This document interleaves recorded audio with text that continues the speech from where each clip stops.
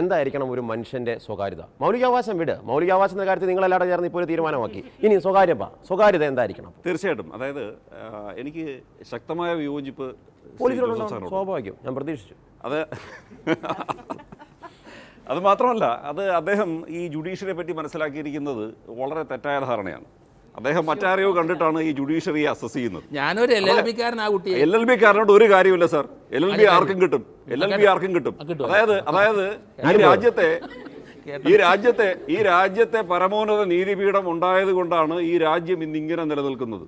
ഈ രാജ്യത്തെ ഡെമോക്രസി സംരക്ഷിച്ചതും ഈ രാജ്യത്തെ പൗരന്മാരുടെ അവകാശം സംരക്ഷിച്ചതും എല്ലാ കാലത്തും ജുഡീഷ്യറി മാത്രമേ ഉള്ളൂ.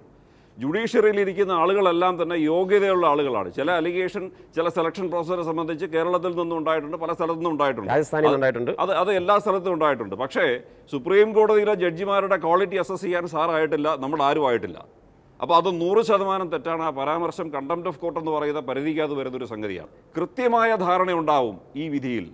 ആ കൃത്യമായ ധാരണ എന്ന് പറയുന്നത് ഫണ്ടമെൻ്റൽ റൈറ്റ് ആണോ ഈ ലീഗൽ റൈറ്റ് ആണോ എന്നുള്ളത് സംബന്ധിച്ചുള്ള കൃത്യമായ വിധി ഉണ്ടാവും.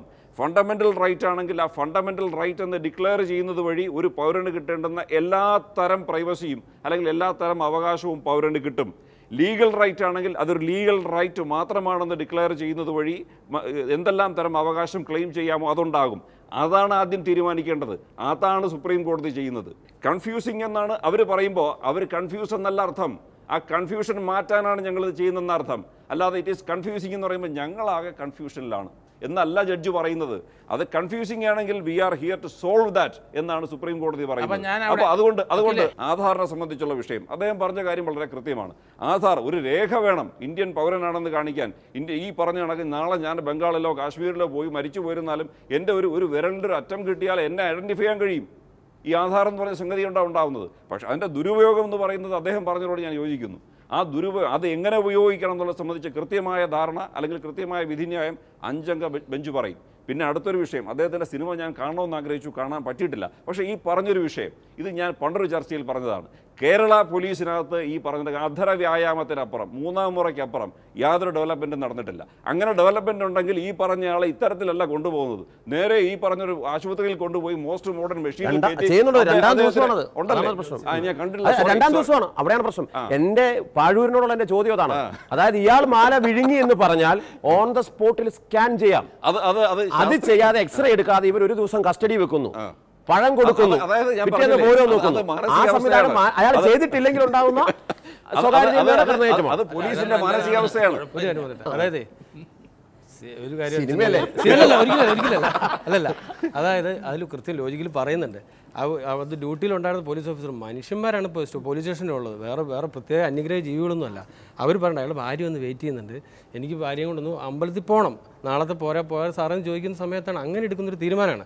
ലോ ആൻഡ് ഓർഡർ പോലീസിംഗ് ആണ് ഇപ്പോഴത്തെ പോലീസിംഗ്.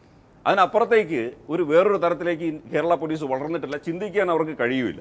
കാരണം ഇത്രയും ചർച്ചകളിൽ പങ്കെടുത്ത് ഇത്രയും കാര്യങ്ങളൊക്കെ വായിക്കുന്ന ആളാണ് അദ്ദേഹം. ഇപ്പോഴും പറയുന്നത് സുപ്രീം കോടതിക്ക് വേറൊല്ല, സുപ്രീം കോടതിക്ക് ചെയ്യാൻ കഴിയില്ല.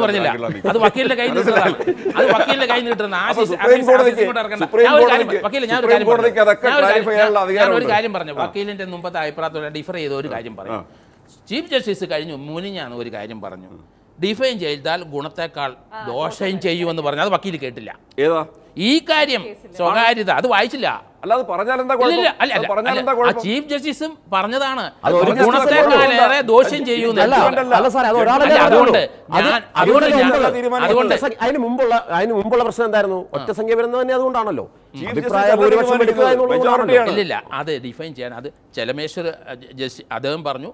എത്രയോ പേര് പറഞ്ഞിരിക്കുന്നത്. അതിൻ്റെ അത് ഭൂരിപക്ഷം ആൾക്കാരുടെ റിമാർക്സ് ഞാൻ വായിച്ചിട്ടാണ് ഞാനത് പറഞ്ഞത്. ഇതിനൊരു തീരുമാനം സുപ്രീം കോടതിക്ക് എടുക്കാൻ ബുദ്ധിമുട്ടാണ്. റിമാർക്സ് അല്ല ജഡ്ജ്മെന്റ്. ഞാൻ ഈ നേരത്തെ പറഞ്ഞ പാഴൂർ സാറിന്റെ കാര്യത്തിൽ പറഞ്ഞ വിഷയമാണ്. അതായത് 1947 പോലീസുകാരന് അവന്റെ അമേദ്യം നോക്കിയിട്ട് മാല കണ്ടുപിടിക്കാൻ പറ്റുമെന്നുണ്ടെങ്കിൽ 2017 പോലീസുകാരന് അത് ചെയ്യണമെന്നാണ് പറയുന്നത്. 54-ലും 63-ലും ഒക്കെ സുപ്രീം കോടതി തീരുമാനിച്ചപ്പോൾ പ്രൈവസി എന്ന് പറയുന്നതിന് ലിമിറ്റേഷനും ലിമിറ്റ്സും ഉണ്ടായിരുന്നു. അതിനുശേഷം ശാസ്ത്രം വികസിച്ചു, പല തരത്തിലുള്ള ഇൻവേഷൻ ടു പ്രൈവസി വന്നു. അതാണ് ബാക്കിയുള്ള 70-ലെ ജഡ്ജ്മെന്റ് പറയുന്നത്. ഒരു കുറ്റകൃത്യം നടന്നു കഴിഞ്ഞാൽ അതിന്റെ പുറകെ പോയി അന്വേഷിക്കാം എന്നല്ലാതെ നമ്മുടെ പോലീസിന്റെ ഏറ്റവും വലിയ പരാജയങ്ങൾ ഒന്നും ഇപ്പോഴും കാണുന്നത് ഒരു കുറ്റകൃത്യം നടക്കണം, നടന്നു കഴിഞ്ഞാൽ പോലീസ് പട്ടി പോകുന്ന പോലെ തന്നെ പോലീസുകാർ പോയി അതെങ്ങനെയാണെന്ന് സോൾവ് ചെയ്യും. അല്ലാതെ അത് മുൻകൂട്ടി കാണാനോ അത്തരമൊരു സാഹചര്യം ഉണ്ടാകാതെ അത് തടയാനോ ഇന്ന് വരെ പോലീസ് സംവിധാനത്തിന് സാധിക്കുന്നില്ല. അതുകൊണ്ടാണല്ലോ ഏറ്റവും കൂടുതൽ ക്രൈം. ഒരു സമൂഹത്തിൽ ഒരാൾ ഒറ്റയ്ക്ക് വന്ന് താമസിച്ചാൽ അയാൾ ആരോടും മിണ്ടുന്നില്ലെങ്കിൽ, അയാൾ നിശബ്ദനായി നടന്നു പോകുന്നുണ്ടെങ്കിൽ പോലീസ് ആദ്യം ചെയ്യുന്നതാ? അവനെ നിരീക്ഷിക്കുക, അവനെ പരീക്ഷിക്കുക, അവൻ്റെ സ്വകാര്യതകളിലെല്ലാം ഒളിഞ്ഞു നോക്കുക. അത് ഈ പോലീസ് വേണമെന്നില്ല, നാട്ടുകാർ തന്നെ പോലീസാകും. ഈ കേസ് ഉണ്ടാകുമ്പോഴേ നമ്മൾ അറിയുന്നുള്ളൂ, അത് രജിസ്റ്റർ ചെയ്യപ്പെടുമ്പോഴേ നമ്മൾ അറിയുന്നുള്ളൂ.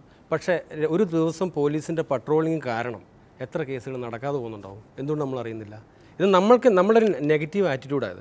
നമ്മൾ ഈ പ്രശ്നങ്ങളെ സമീപിക്കുന്നതിനെല്ലാം നമുക്ക് നെഗറ്റീവ് സ്റ്റോറീസും നെഗറ്റീവ് സൈഡ് മാത്രം മതി. അതേസമയം ഒരു ദിവസം രാത്രി അവരെടുക്കുന്ന പണിയുടെ ഭാഗമായിട്ടാണ് പലയിടത്തും സുരക്ഷിതമായിട്ട് കിടന്ന് ഉറങ്ങുന്നത്. എല്ലാവരും ഒരുപോലെയാണ്, നമുക്ക് ഒരേ പാരാമീറ്റർ എല്ലാവരും അളക്കാൻ പറ്റില്ല. അതിന്റെ ഇടയിൽ സംഭവിക്കുന്നതാണ് വെച്ചിട്ടുണ്ടെങ്കിൽ അവരുടെ ഞാൻ ഈ ചോദ്യം ഇങ്ങനെ പറഞ്ഞില്ലെങ്കിൽ പാഴൂരിന് മറുപടി കിട്ടില്ല, അതുകൊണ്ട് പറഞ്ഞതേ ഉള്ളൂ. പറഞ്ഞു അതാണ് നമ്മുടെ ഒരു ചർച്ചയുടെ സുഖം. ഇത് ക്രിറ്റിസൈസ് ചെയ്യല്ല, പാഴൂരിന് ഇത് പറയാൻ പറ്റില്ല. അവർ ആസ് എ ഹ്യൂമൻ ബീങ് നമ്മളിപ്പോൾ നമ്മുടെ എല്ലാവരുടെയും ഇമോഷൻസ് എല്ലാ ടൈമിലും ഒരുപോലെ അല്ല. ഇപ്പോൾ എൻ്റെ ഇപ്പോഴത്തെ ഇമോഷൻ അല്ല വേറെ സമയത്ത് മറ്റൊരാളുടെ അങ്ങനെയല്ല. ഈ ഇമോഷൻസിൻ്റെ ലെവലിൽ പോലീസുകാർക്കും അവർക്ക് ഉണ്ടാകുന്നൊരു അപകടം എന്താണെന്ന് വെച്ചാൽ അവർക്ക് കിട്ടുന്നൊരു യൂണിഫോമിൻ്റെ ഒരു അനാവശ്യമായിട്ടുള്ള ഒരു തരം ബലമാണ്. ആ ബലത്തിൽ സംഭവിച്ചു പോകുന്ന അബദ്ധങ്ങളാണ് പലപ്പോഴും. അത് അവരുടെ അറിവില്ലായ്മയായിട്ടോ അവരുടെ അവിവേകമായിട്ട് മാത്രമേ കാണും. അതെല്ലാവരും അങ്ങനെയാണ്. പക്ഷേ നല്ല ഇൻ്റലിജൻ്റ് ആയിട്ട് പ്രശ്നങ്ങൾ ഇടപെടുന്ന, നന്നായിട്ട് പ്രശ്നങ്ങൾ സോൾവ് ചെയ്യുന്ന എത്രയോ പോലീസ് ഓഫീസേഴ്സ്. എല്ലാവർക്കും ഇല്ലേ പാടൂരെ? മാധ്യമപ്രവർത്തകരായി മൈക്ക് കയ്യിലെടുക്കുമ്പോൾ ഇല്ലാത്ത ഒരു പവർ ഉണ്ടെന്ന് തോന്നി അബദ്ധങ്ങളിലേക്ക് മാധ്യമപ്രവർത്തകർ രണ്ടുപേരും കോട്ടിടുമ്പോൾ ശുദ്ധ അബദ്ധങ്ങൾ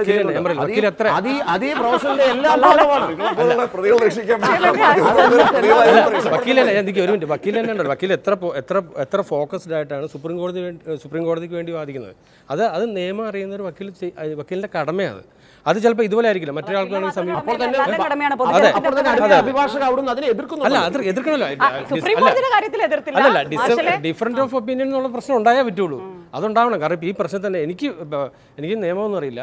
ഈ പറഞ്ഞ പ്രശ്നമൊന്നും അത്യാവശ്യം മാധ്യമപ്രവർത്തനം എന്നുള്ള പരിചയത്തിൻ്റെ പുറത്ത് സിനിമാക്കാരനായിട്ടല്ല ഞാൻ പറയുന്നത്. ഇതിൻ്റെ പ്രശ്നം വെച്ചിട്ടുണ്ടെങ്കിൽ ഇത് വളരെ കോംപ്ലിക്കേറ്റഡ് ആണ്.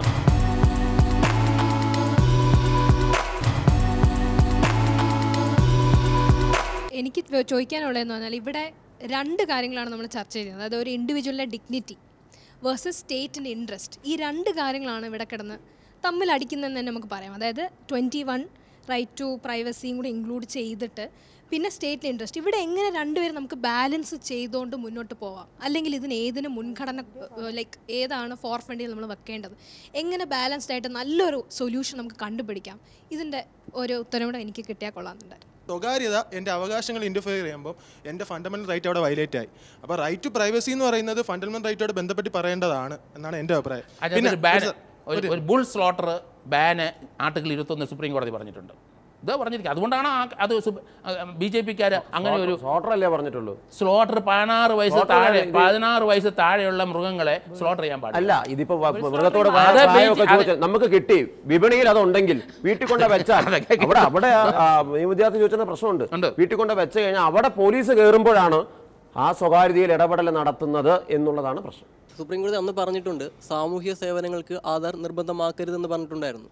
എന്നാൽ കേരളത്തിൽ എവിടെ നോക്കിക്കഴിഞ്ഞാലും ഏതൊരു സാമൂഹിക സേവനങ്ങൾക്ക് ആവശ്യമുണ്ടെങ്കിലും ആധാർ നിർബന്ധമാണ്. നിങ്ങൾ രാജ്യത്തിന്റെ ആധാർ നടപ്പാക്കുന്നതിനെ നിങ്ങൾ അംഗീകരിക്കുന്നു, അത് കൊടുത്താൽ എന്താണ് കുഴപ്പം? ഐഡന്റിറ്റി ക്രൈസിസ് പ്രശ്നമൊന്നുമില്ല. എന്തുകൊണ്ടാണ് വോട്ടേഴ്സ് ലിസ്റ്റും ആധാറും തമ്മിൽ ബന്ധിപ്പിക്കാൻ ഭരണകൂടം തയ്യാറാകാത്തത്? വോട്ടേഴ്സ് ലിസ്റ്റ് എന്ന് പറയുന്ന സംഗതിയും ആധാറും കള്ളയോട്ട് തടയാൻ പറ്റും. എനിക്ക് അതിനകത്ത് കള്ളത്തരമുണ്ട്. വക്കീലെ ഊരരുത്,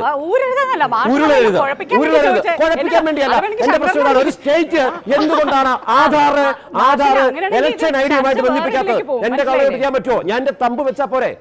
നടക്കില്ല. വക്കീൽ ഞാനൊരു കാര്യം പറയട്ടെ, അത് ആരാ എതിർത്തത്? അത് വേറൊരു ഇത് വരട്ടെ, പാർട്ടി വരട്ടെ, അവർ സമ്മതിക്കുമോ? അത് ഈ പറഞ്ഞ ഇലക്ഷൻ ID അല്ലെങ്കിൽ വോട്ടേഴ്സ് ലിസ്റ്റുമായി ആധാർ എന്തുകൊണ്ട് ബന്ധിപ്പിക്കുന്നില്ല? അതല്ലേ ചോദ്യം ഇദ്ദേഹത്തിൻ്റെ. അതിന് മറുപടി ഇത്ര മാത്രമേ ഉള്ളൂ. ആധാർ എന്ന് പറയുന്ന സംഗതി ആവശ്യമുണ്ടോ, നിലനിൽക്കുന്നതാണോ, എന്തിനു ഉപയോഗിക്കണം, എന്തിനു ഉപയോഗിക്കേണ്ട എന്നുള്ളതിനെ സംബന്ധിച്ച് ബഹുമാനപ്പെട്ട സുപ്രീം കോടതിയുടെ പരിഗണനയിലിരിക്കുന്ന ഒരു വിഷയമാണ്. നാളെ സുപ്രീം കോടതി പറയുകയാണ് ആധാർ എന്ന് പറയുന്നത് ഒരു ആധികാരിക രേഖയാണ് എന്ന് സുപ്രീം കോടതി പറഞ്ഞാൽ ആർട്ടിക്കിൾ 32 അനുസരിച്ച് ഇദ്ദേഹത്തിനോ എനിക്കോ ആർക്ക് വേണമെങ്കിലും പറയാം, സുപ്രീം കോടതിയിൽ പറയാം. സുപ്രീം കോടതി പറഞ്ഞു ആധാർ ആധികാരിക രേഖയാണ്, വോട്ടേഴ്സ് ലിസ്റ്റുമായി ലിങ്ക് ചെയ്യാൻ ഡയറക്ഷൻ കൊടുക്കണം എന്ന് പറഞ്ഞാൽ അപ്പ ചെയ്തിരിക്കും. അന്ന് പോരെ വക്കീലെ ഈ പാവങ്ങളോടുള്ള അല്ല, അത് വേറെ വിഷയം. അന്ന് പോലെ ഇദ്ദേഹം ചോദിച്ച സേവനം ഞാൻ ചോദിക്കുന്നത് അദ്ദേഹത്തിന്റെ ചോദ്യത്തിൽ നിന്നാണ്.